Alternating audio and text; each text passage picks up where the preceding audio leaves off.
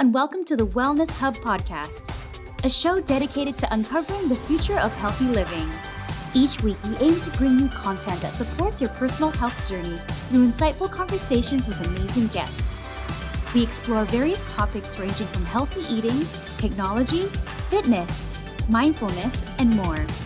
Now let's join our host, Drew Munro, co-founder and CEO of UpMeals, a Vancouver-based food tech startup on a mission to make healthy meals accessible through technology.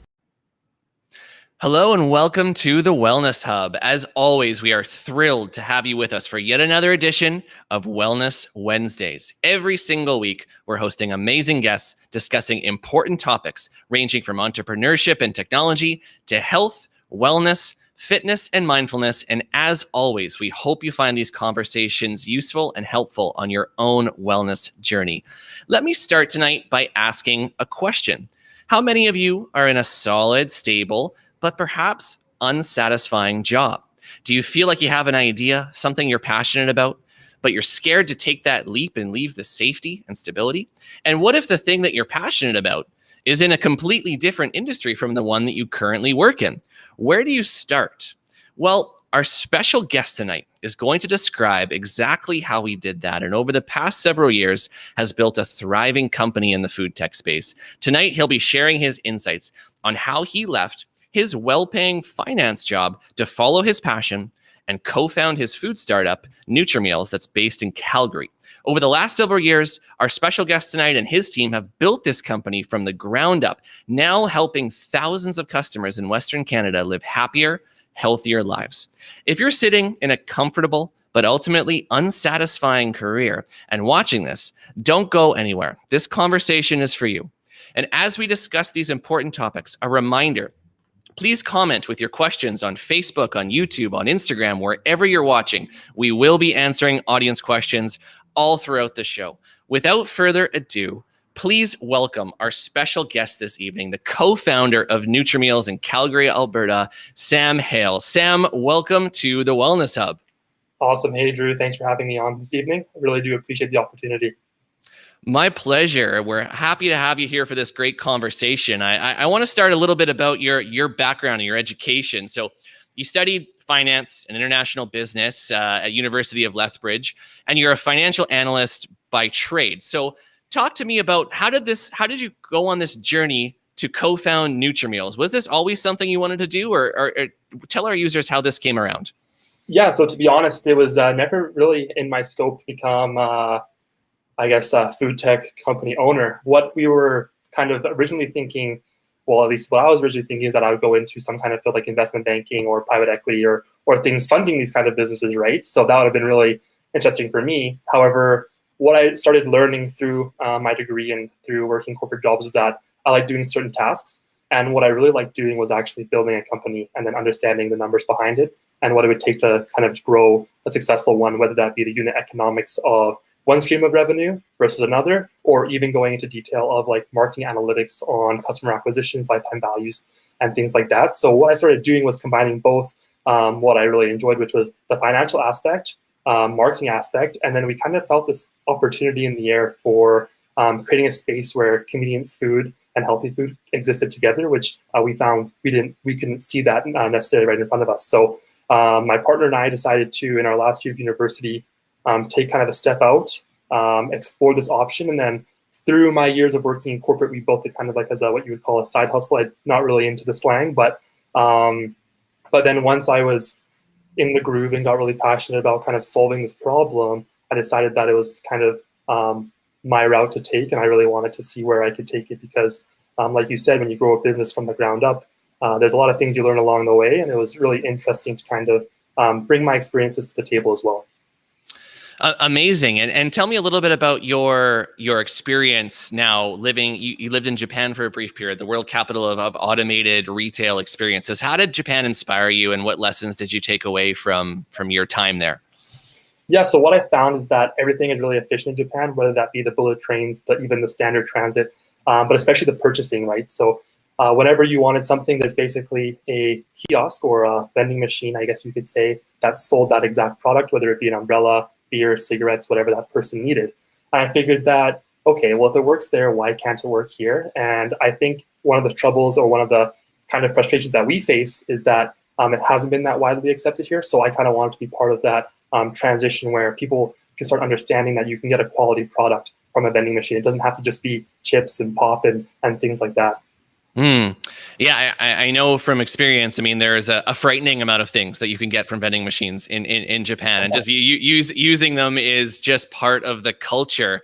I want people to understand a little bit more about what Nutrimeals, your company, is, especially for those listening here in BC who might not be familiar with it. So, in your own words, what is Nutrimeals and what is it about?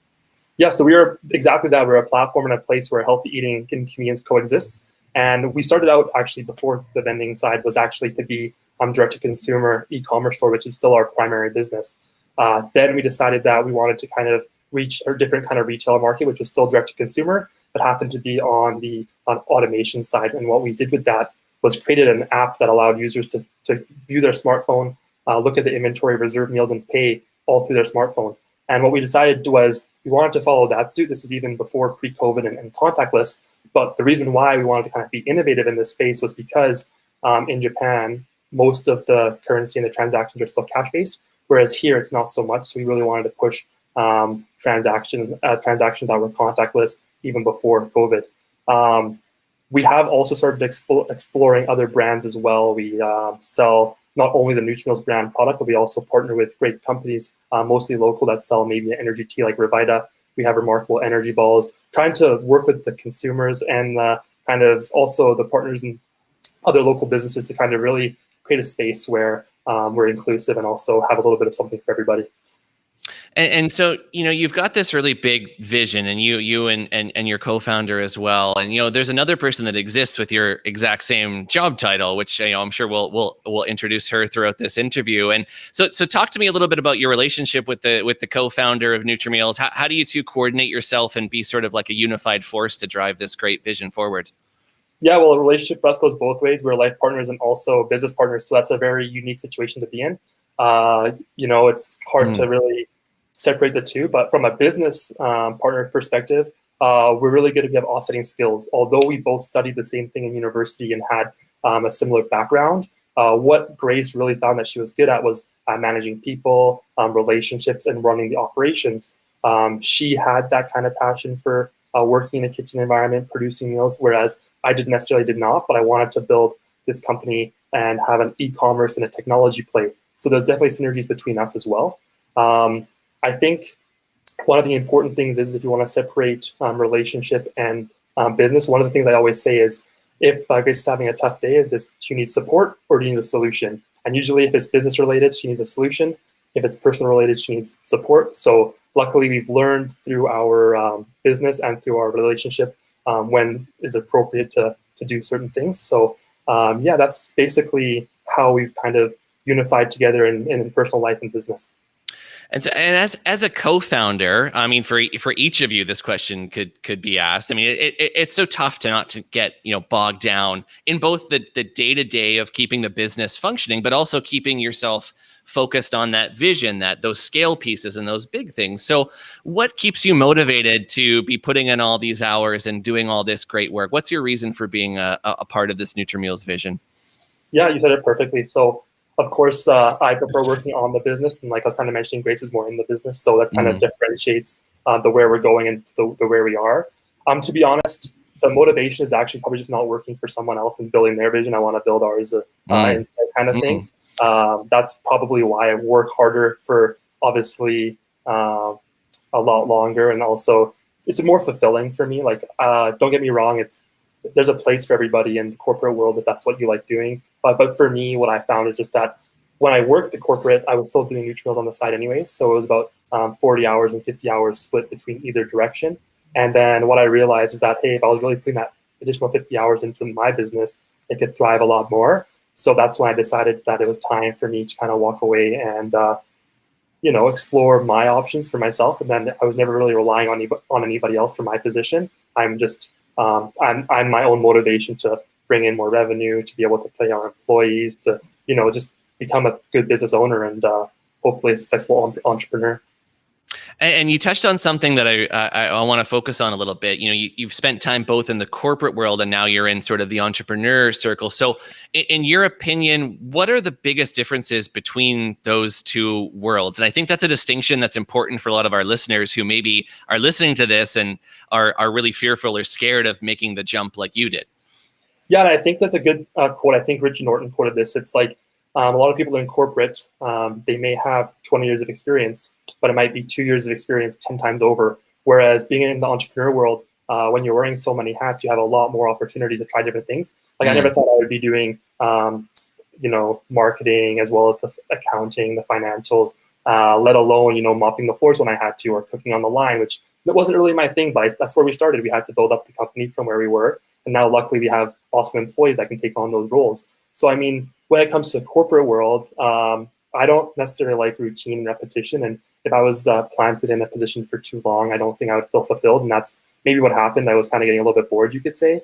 But I mean, if you like to be comfortable, and I understand a lot of people do, a corporate job is not a bad thing by any means. But for me, I just like the opportunity of learning new things. Also meeting great people. Like what I found in corporate world is that you're kind of in your own bubbles depending on the role you're in, but you kind of hang out with the same niche of people where you are. However, when it comes to business, I'm talking to suppliers in manufacturing, I'm talking to suppliers in production, I'm talking to all these different people, even logistic partners and things like that. It's just nice to get a different worldviews everywhere and understand larger parts of the business, not just the kind of the tunnel vision that you would have in a corporate position.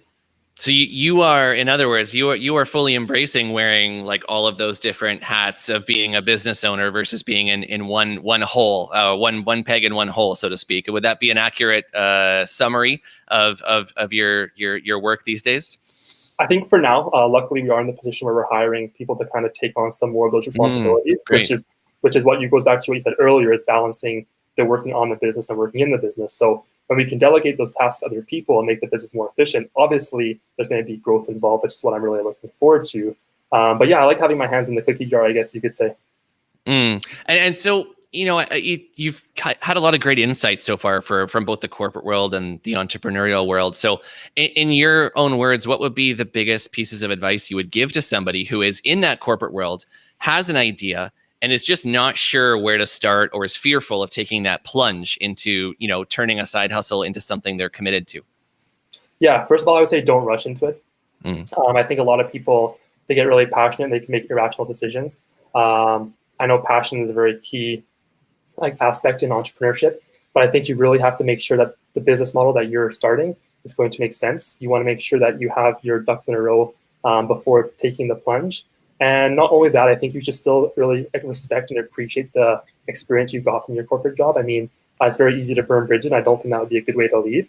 However, if you do feel that you're ready, you did your due diligence, and you feel like you're ready to go, what I would just make sure you do is obviously make sure you're in a financial position where you can support yourself, expecting not to get paid for maybe 6 months to a year or so, and then working that motivation into growing and stabilizing the business into something that will then be able to support your lifestyle.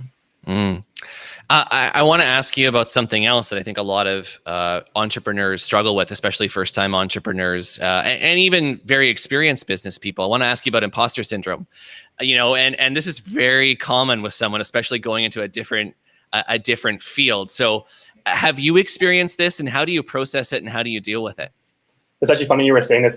Grace and I were having this conversation relatively recently, and I think women in business probably face a little bit more. That's not generalizing, it's just how I feel from my experience. But I personally, I have pretty thick skin, so I kind of do look past it. I can't say I haven't experienced it. I mean, there's always situations where I feel like I don't belong or things, but that's the awesome thing, right? If you're the smartest person in the room, you're in the wrong room. Like, I want to be at the table learning from people who I'm interacting with. That's why I love talking to you guys over at UpMeals, all of our business partners at Revita and things like that. It's just people who are good at other things that can teach me along the way. I think my imposter syndrome was probably the worst when I was working in the operations.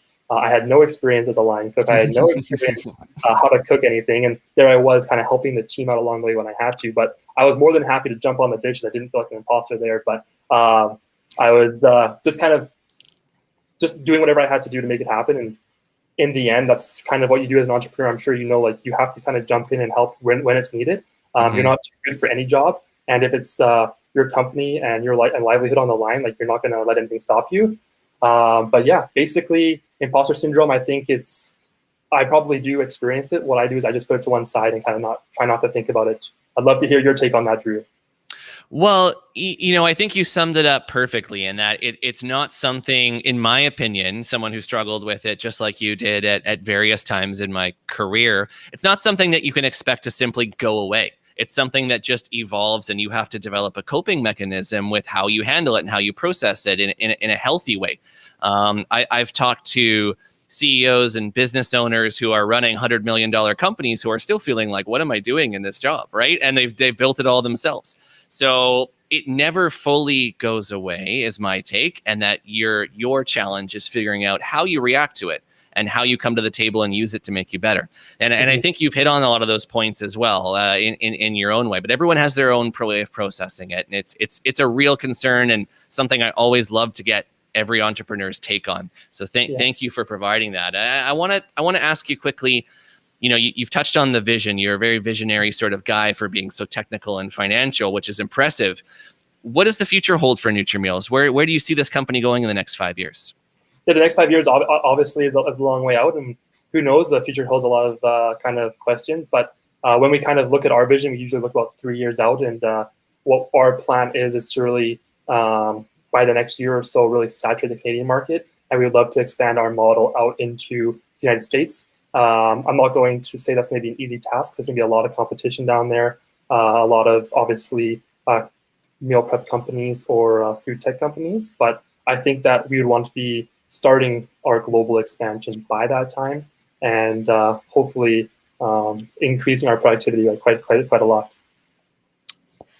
Amazing. And I love the t-shirts. I love the branding. I love everything. Everything's so on point. You guys do such a fantastic job. Is that oh, there it is. I can see it.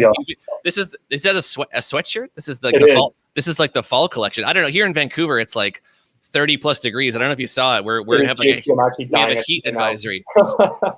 I'm not wearing that. We're all sweating here in the office. But I know we share something in common too, Sam, is that you're an avid reader, which I really like about you. How important is that to you, that continued learning and that education? And my follow-up question is, I want to hear a good book recommendation as well for our listeners. Yeah, absolutely. As I kind of mentioned before, you don't want to have that 2 years of experience 10 times over. So I believe it's really important to learn new things, whether that be traditional education, audiobooks, actual books, textbooks, whatever it might be. And one thing I'm currently doing, and please don't ask me to speak it, but I've been basically doing 15 to 30 minutes of Japanese every day to kind of use a different part of my brain. Don't ask me. So for our listeners listening at home, our Japanese listeners, Sam's going to give his presentation. But that's what I've been doing. So it's like not your traditional book, but learning from like the Genki series of the Japanese there. But the last book I listened to actually that got me really, really excited was Elon Musk's book. And I know it's very stereotypical of an entrepreneur to listen to that book, but just the way that he bootstrapped some of his companies, he reinvested everything that he had to making it what it is today. I thought that was like very inspirational, as cheesy as it is. But when it comes to actually like a self-help book or a purpose-driven book, I love The Alchemist. It's a classic. It's an easy read. I wouldn't say you have to read in any particular order in the way you go, but I think at some point you should definitely read The Alchemist. There we go. We have a book recommendation right from Sam himself. His full Japanese interview will be upcoming shortly, following the call. And I have a question here. And as a reminder for anyone that's just joined us here, we're interviewing Sam Hale from Nutrimeals, the co-founder and exciting food technology company based in Calgary. Please comment with your questions. Please on Instagram, on Facebook, on YouTube. We are answering questions all throughout the show. We've got a question coming in here from Instagram. What's one thing that has shifted your paradigm in the past? This is a great question, Instagram. Yeah, I think appreciating my own time more. A lot of people trade time for money, and I don't think that's the right thing to do. What I found is that there was more fulfillment in doing what you wanted to allocate your time to, and that was probably the biggest shift. Like I was very, very, very like monetary driven originally, and what I decided. And that's what I thought kind of motivated me. But in the end, it was just kind of doing what I want with my own time. And I think it's an important realization. I think entrepreneurs are all about the hustle and the working the crazy hours, but that's not really the biggest driver of what people are looking for and of success. And I don't think it's idolized as much as perhaps people think it is anymore.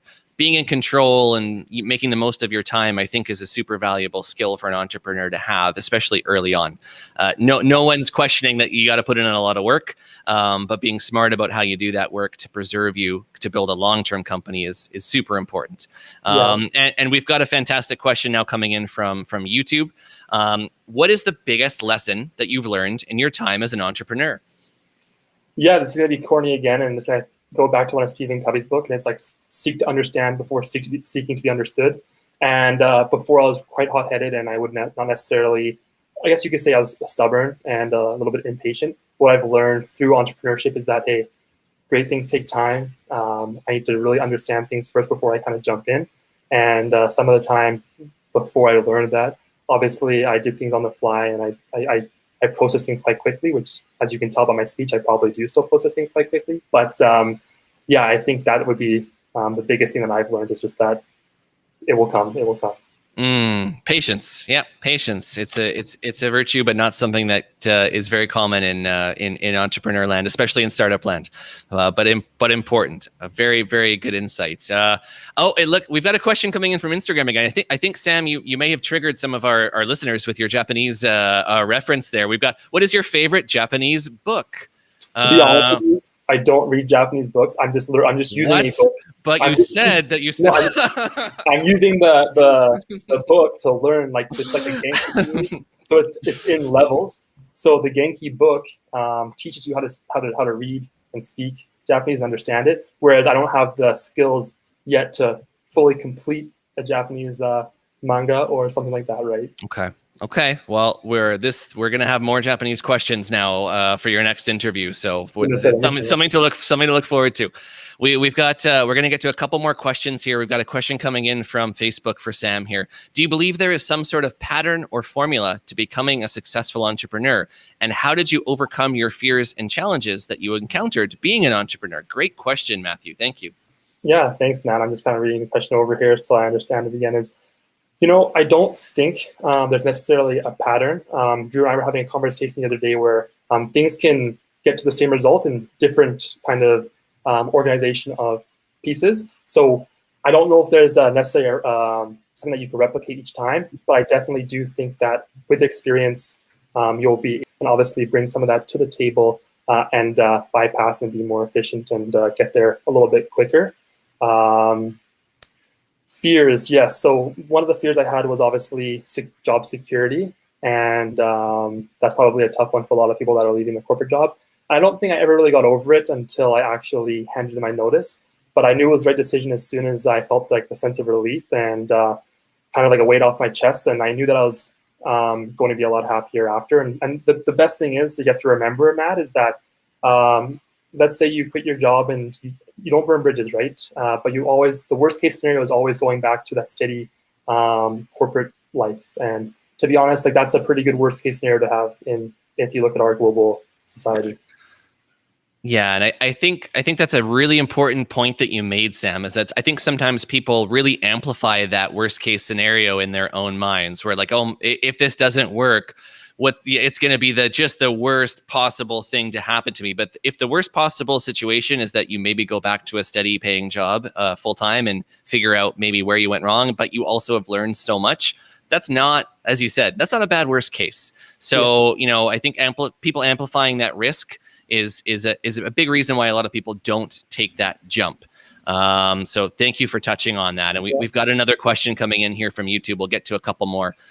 What's been your proudest accomplishment with Nutrimeals thus far? That's a great question. To be honest, I probably don't reflect enough on the accomplishments as much as I should. I'm always kind of that forward thinker, but I think one of our biggest accomplishments is just Grace and I being able to maintain our relationship as well as business partners. I think that's been a huge one for us, and we obviously went through some rocky patches along the way, but that's probably been the most satisfying as well, because we've worked together to get through those problems. A close second would be actually featured in Forbes. I know it sounds kind of cheesy, but it is one of the biggest news outlets in the world, and kind of having that recognition, it does kind of give you a little bit of satisfaction to say, hey, maybe we are going in the right direction. And I really would make that a close second. Awesome. I think you prioritize those 1 and 2 very well. If it was the other way, I think Grace would be somewhere, behind you. But great accomplishments. Thank you for sharing that. And, I want to talk a little bit. We've talked a lot about the hustle and the hard work and wearing different hats. I want to talk a little bit about self-care, because we're here on the Wellness Hub.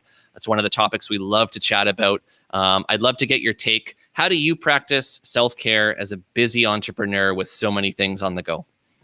Yeah, I mean, I probably don't practice enough, but to be honest, my self-care comes actually from probably something unconventional. So the only time I can really get my mind to switch off is when I'm focusing on something else that's obviously important. So what I like to do is go for a drive.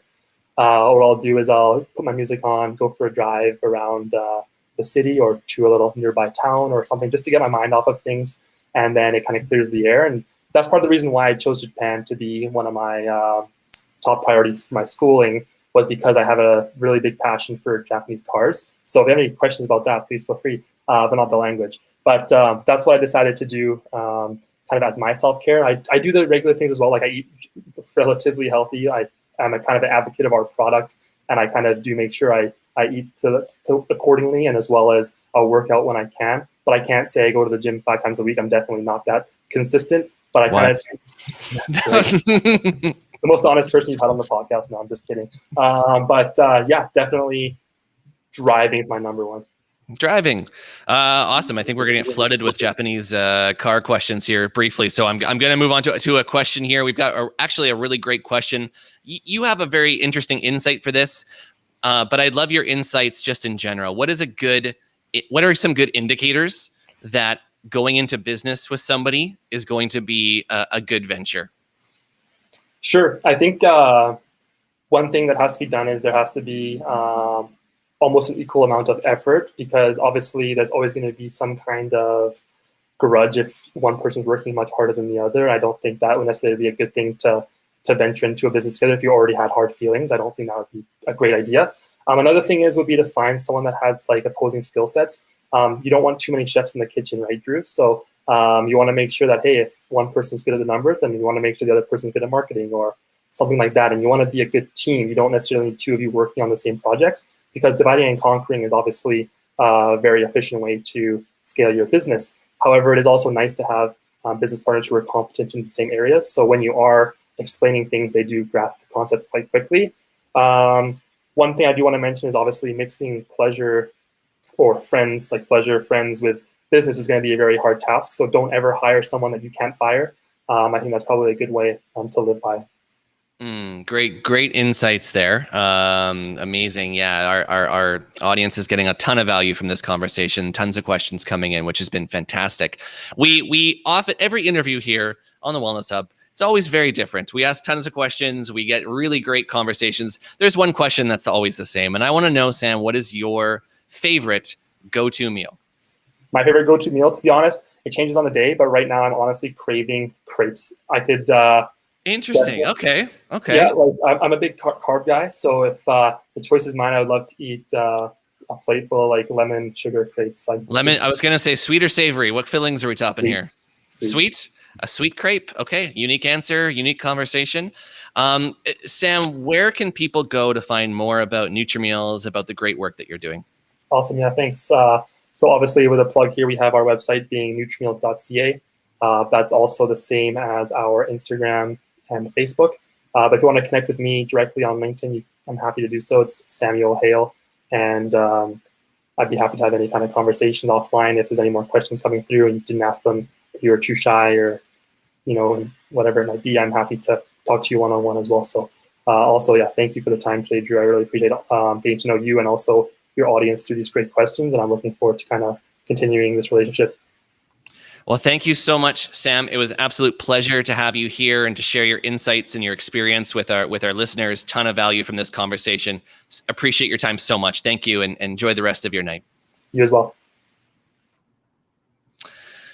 What an incredible story Sam was able to share with us tonight, going into business with his partner in life, partners in business. And thank you to all the listeners who were so engaged throughout this conversation, asking so many great questions. You know, almost every week we get to talk to amazing individuals who have taken the plunge to follow their dreams so that you listening can learn from their journeys. And what a privilege that is for everyone, ourselves and yourselves. Every single one of the guests that we have on at some point felt a fear of failure, insecurity, imposter syndrome, all the things that we talk about every week on the Wellness Hub. But the difference is our guests got started in spite of that. So if you're on the fence about taking the plunge for something you're passionate about, for any of those reasons, really our goal here on this show is to give you that friendly but firm push into the deep end by sharing these incredible, inspiring stories. So before you start filling your head with those same creeping doubts, what if I fail? Others are already so much further ahead of me. I'm not experienced enough, etc., etc. Instead, ask yourself, what's a small, actionable first step that I can take today that gets me just a bit closer to where I want to be? And then just take another one, and then another one. And I promise you, it won't be long before you'll amaze yourself with how far you've come. As we've heard our guests say on this program before, there is no such thing as the right time. The right time is right now. Thank you for tuning in tonight. If you'd like to see more great conversations like this, please remember to like, comment, and subscribe, or follow us on YouTube, Instagram, or LinkedIn at UpMeals. We'll see you right here next Wednesday evening on the Wellness Hub for another great conversation. I'm Drew Munro. Until then, take care and be well.